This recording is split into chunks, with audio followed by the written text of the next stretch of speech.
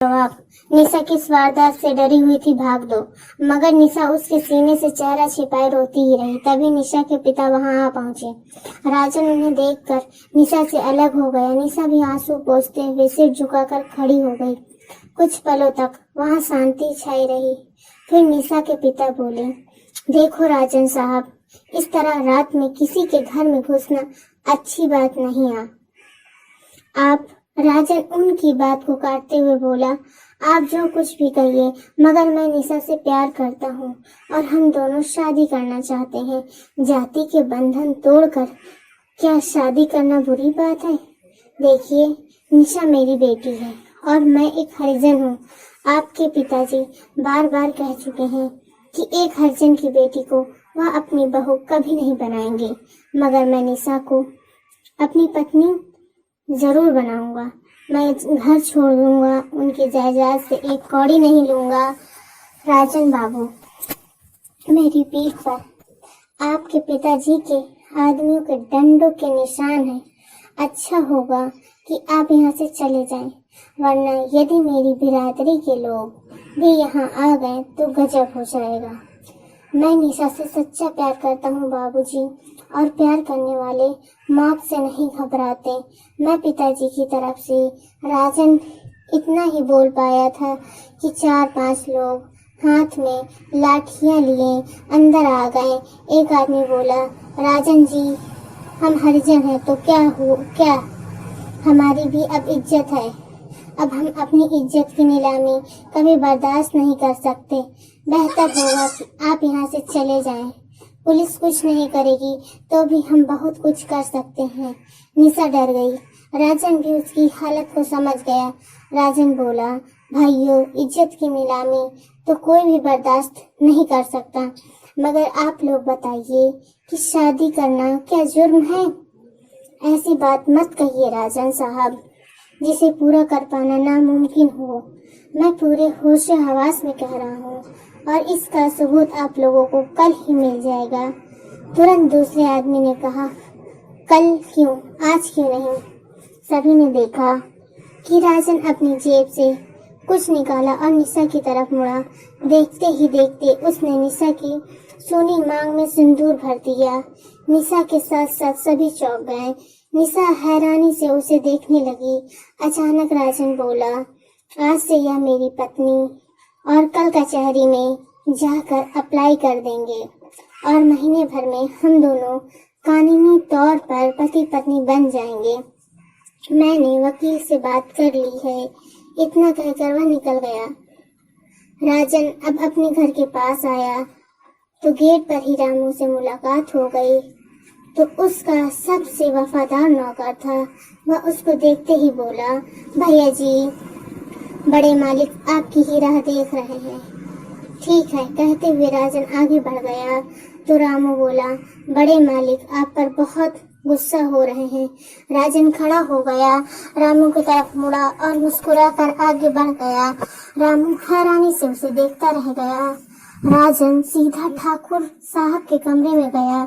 वह मुंह में सिगार दबाए इधर उधर घूम रहे थे।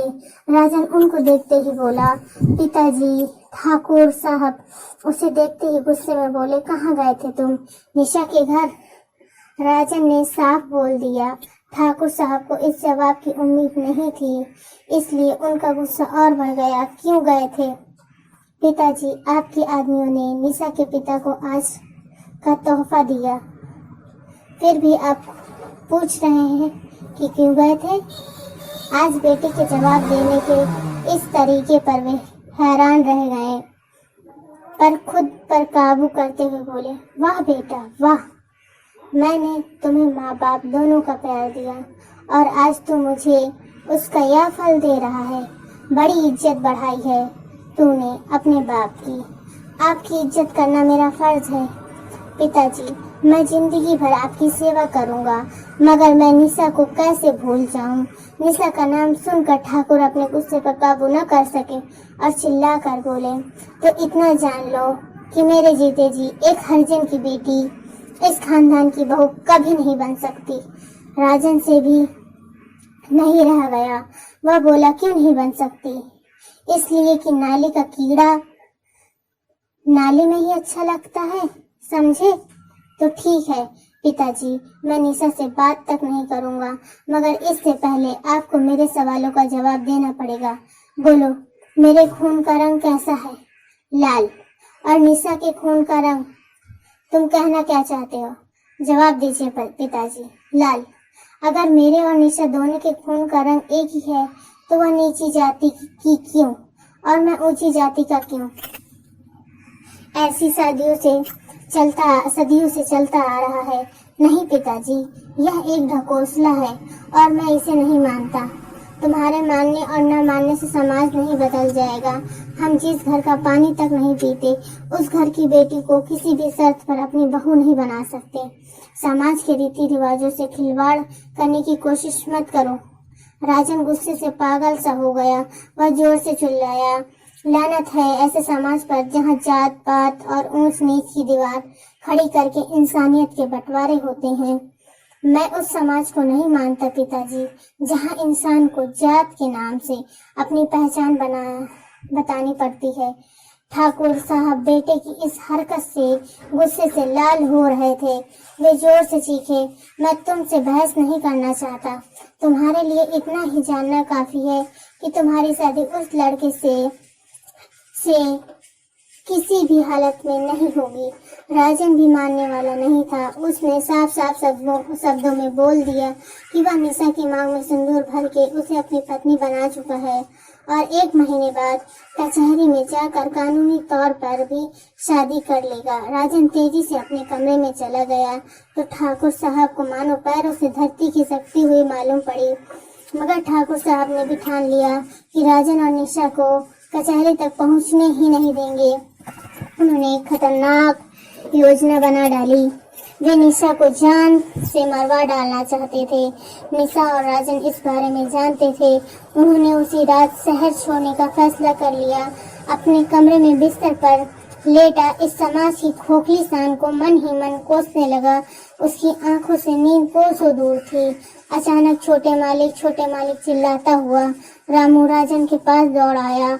उसने एमएलए साहब की योजना बताते हुए यह भी कहा कि वे और उनके कुछ आदमी और अभी पुलिस वाले सादा वर्दी में निशा के घर की तरफ गए हैं।